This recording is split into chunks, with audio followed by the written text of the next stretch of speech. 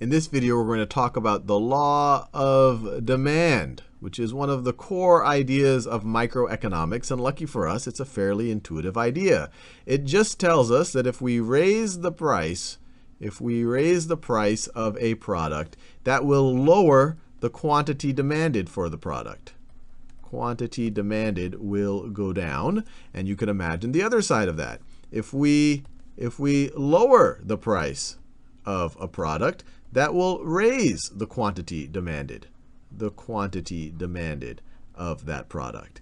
And the law of demand says this just kind of generally. What we'll see in a few videos from now is that there are some exceptions to this. But to make this a little concrete, let's think about the demand for a certain product. And one thing I want to clear here, and I'm going to go through great pains to not mess this up, is that when we talk about the word demand in an economic sense, in a formal economic sense, we're not talking about a quantity. We're actually going to talk all else equal, ceteris paribus, all of the relationship between price and quantity demanded. If we talk about an actual quantity, we should say the quantity demanded. So demand versus quantity demanded. These are two different things, and if it's a little confusing to you right now, hopefully by the end of this video, the difference between demand and quantity demanded will become a little bit clearer, and definitely over the next few videos, because in this video, we're going to focus on how the quantity demanded changes relative to the price. In future videos, we'll talk about how the entire relationship, how demand changes based on different factors. But to make things concrete, let's say I'm about to release my science fiction book, space whatever, I don't know, the book that I want to release. So I'm going to release some ebook. And we've done some market study, or we just know how the price is, or how the demand is related to price, or the price is related to demand. And we're going to show that in a demand schedule. Demand schedule, which is really just a table that just shows how the price, and actually I made my first mistake. I just said how price relates to demand. I should say how price relates to quantity demanded, and how quantity demanded relates to price. So a demand schedule, it shows a relationship between price and quantity demanded, all else equal. So we're going to have multiple scenarios here. So this column, let me do my scenarios. This column, let me put my price. And this column, let me put my quantity demanded. Quantity demanded. Quantity demanded. So scenario, let's call this scenario A. I could price my book at $2. And I'll get a ton of people downloading it at that price. So I will get 60,000 people download my book at that price, my ebook. Scenario B, I could raise the price by $2, so it's now $4, and then that kills off a lot of the demand. Now the quantity demanded goes down to 40,000 people downloading it. Then I could go to scenario C. If I raise by another $2, so now I'm at $6. Now that lowers the quantity demanded to 30,000. I'll do a couple more of these. Scenario D, I raise another $2, so I get to $8 now. Now the quantity demanded goes down to 25,000, and I'll do one more of these. Let's see, what color have I not used yet? I haven't used yellow yet. Scenario E, if I raise it to $10, now the quantity demanded, let's just say it is 23,000. So this relationship between this shows the law of demand right over here, and this table that shows how the quantity demanded relates to price and vice versa, this is what we call a demand schedule. Now we can also, based on this demand schedule, draw a demand curve, and really we're just going to plot these points and draw the curve that connects them, because we don't have to just, these aren't the only scenarios. Anything in between is possible. We could charge $2.01 for the book. We could charge $4.50 for the book. And so that's what the demand curve captures a little bit better, because it's a continuous curve, not just 5 points. So let's do that. Let's graph it.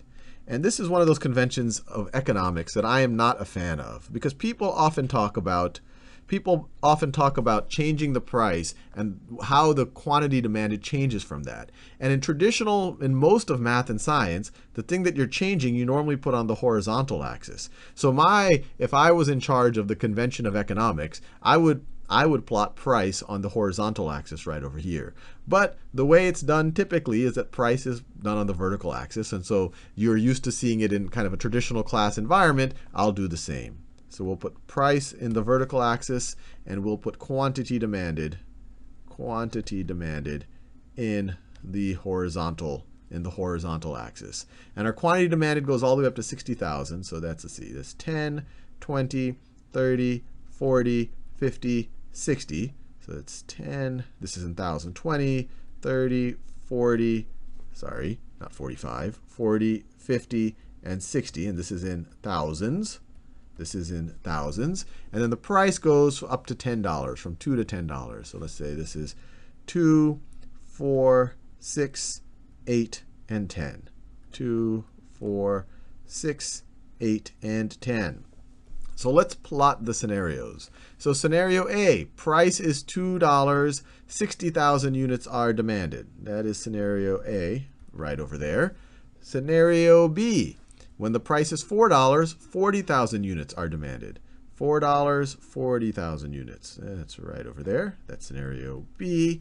Scenario C, $6, 30,000 units. $6, 30,000 units. Right over there. Scenario C. Scenario D, $8, 25,000 units. $8.25 is right about there. That looks like 25,000 right in between. That's close enough. So that right over there is scenario D. Scenario D. And then finally scenario E, $10, 23 units. $10, 23,000 units. So it might be something like that. That is scenario E. And so we could actually have prices anywhere in between that, and maybe we could even go further. So this right over here, so if I were to draw the demand curve, it could look something like this. The demand curve would look something, I'm trying to do my best to draw it as a straight continuous line, could look something like that. And it could keep going on and on. And so these are two ways to show demand. So just going back to what I said earlier, the quantity demanded is all else equal for a given price, how many units people are willing to download or buy of my ebook. When we talk about the demand itself, we're talking about this entire relationship. So this demand itself is this entire demand schedule, or another way to think of it is this entire demand curve. If demand were to change, we would actually have a different curve. This curve would shift, or the entries in this table would shift. If the quantity of demand changes, so we move along this curve when you hold everything else equal and you only change price. So hopefully that makes that clear. When everything else is equal and you're only changing price, you're not changing demand, you're changing the quantity demanded. The demand, because everything else is equal, is this relationship. In the next few videos, we'll think about what does happen when you do change some of those other factors.